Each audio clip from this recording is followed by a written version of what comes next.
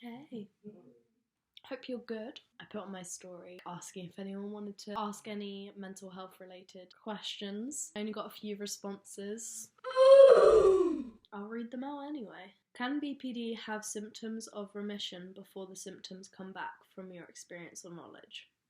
I think yes. There's definitely like times where I've had to ask myself, did I make this whole thing up? I'm cured. I'm suddenly cured. Like some days I'll feel fine, like I'd never experienced mental illness in my life.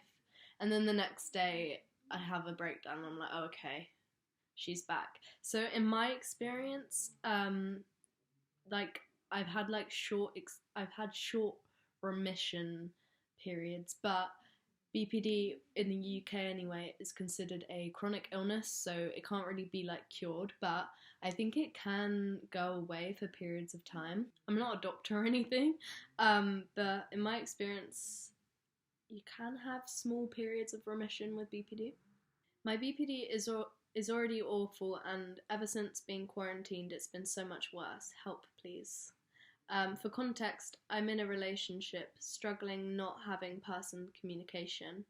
I feel like I'm not the right person to ask this question to because I'm finding this whole quarantine thing like weirdly easy. I think because I'm very introverted that this quarantine is just kind of like my everyday life. Yeah, I'm sorry you're struggling. My heart goes out to anyone who like is dealing with mental illness and the quarantining isn't helping with that. And with the relationship thing, I'm currently quarantined with my boyfriend, so I can't relate to that. But I feel like I'd be really struggling if I wasn't. I think the only advice I can give, sorry, just picking my nose, would be FaceTime, go to your garden, listen to lots of music. Doing your makeup helps with boredom, I find. It's like, I feel like now's a good time to catch up on like all your favourite TV shows and not feel guilty about not being productive. I have been seeing lots of posts for people who are struggling with being quarantined. Create a daily self-care routine. Keep yourself busy with like games, books and movies and TV shows, and focus on like new relaxation techniques. Yeah, practice self-care and really prioritize your mental health. Maybe practice some DBT skills. How to cure depression tutorial. I wish I could help you with that one. If anyone has a tutorial, let me know. I would love to see it.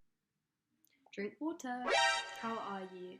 I'm really good, thank you. I've had tonsillitis the past few days, but I'm feeling a lot better today. In recovery for anorexia, what helped you in accepting weight gain? You're an angel. Thank you. I did a whole video on it. It's probably really awkward and horrible. But for me, I found following lots of like body positivity accounts on Instagram very, very helpful, and following lots of anorexia recovery accounts.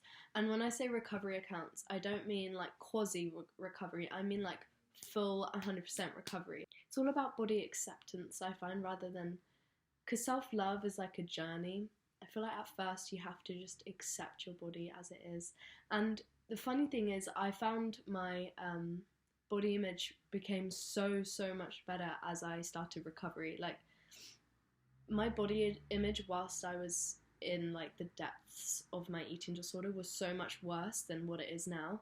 Like now that I'm recovered, I can say like I love my body, but when I was in like anorexia days, definitely didn't. And the first parts are really hard, but what helped me in acceptance is just knowing that everything's going to be okay and I can live life again. I can eat amazing food. I can actually see my friends. By accepting weight gain, you're accepting life as well. So you have to just kind of see it like as bodies change and fluctuate in weight. That's just life. You can't recover without gaining weight.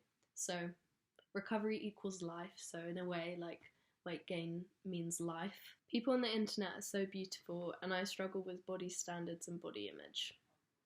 My number one tip is to unfollow any IG baddies that make you feel that you need, like, you can't help comparing yourself to people you see on Instagram. Like, that's just what your mind naturally does. So I would just say unfollow anyone, even if they didn't do anything wrong. Like, unfollow anyone that you subconsciously want to look like. Body standards and body image, like, is not helped by social media because social media is so fake. People do not look like that in real life. Like, I don't look like how I look in my social media in real life because it's like not everyone has good lighting, good makeup, good angles in day-to-day life. Like, also people use Facetune, like, and you can't really tell if they, sometimes you can't always tell that someone you're following is photoshopped or not because so many people do it. So to keep telling yourself that Instagram isn't real. These women that you think like, oh, they're so sick, they're so beautiful, they have people like that they follow, that they think the same things, like, oh, I wish I could look like her. Do you know what I mean? Everyone has standards for themselves, even the people you look up to. So yeah, I would just say unfollow anyone that you compare yourself to and realize that they struggle with body image too. It's all fake. Instagram is very, very, very fake and superficial. Body image and beauty standards, I reckon, will take years to like get over. Like, you have to put in a lot of work and it's like a lifelong journey. Some days you'll feel great about yourself and other days you won't. Body image, I've had a really rough journey with body image and like it's not linear. Like I said earlier, like just find self-acceptance first. Try not to compare yourself because it really doesn't get you anywhere. Everyone's so different. The internet can be so fake and deceiving, so keep that in mind too. Yeah, they're all the questions. I hope y'all enjoyed. Thank you for watching.